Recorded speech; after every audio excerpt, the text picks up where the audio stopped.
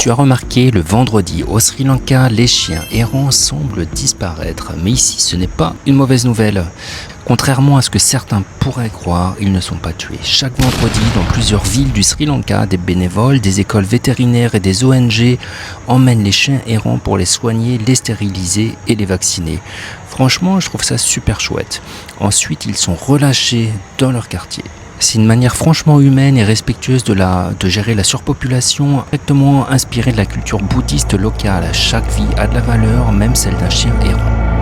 Je trouve que c'est d'autant plus intéressant si on compare avec ce qui se passe en ce moment même à quelques milliers de kilomètres de là et plus exactement juste à côté de la France. En effet, comme vous le savez peut-être, le Maroc va co-organiser la Coupe du Monde en 2030 et pour nettoyer les rues, plusieurs municipalités ont lancé une campagne de massacre de chiens errants.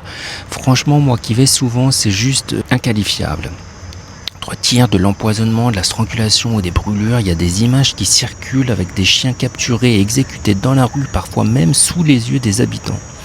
Le but, c'est tout simplement d'offrir une image propre et touristique pour les visiteurs et la FIP. On est loin des préceptes bouddhistes et le pire c'est que beaucoup de ces chiens avaient déjà été stérilisés, vaccinés, identifiés par des associations locales. Mais tout est franchement balayé sous prétexte d'un événement mondial. Voyager, c'est pas juste prendre des photos, c'est aussi observer, comprendre et parfois refuser. Alors n'hésite pas à partager cette vidéo pour peut-être qu'on puisse essayer de faire quelque chose ensemble. Et si tu es digital nomade et si tu veux investir et si tu aimes voyager, abonne-toi à Smart Nomade. Ici, on parle d'investissement pour devenir libre, voyager et découvrir le monde et ses cultures.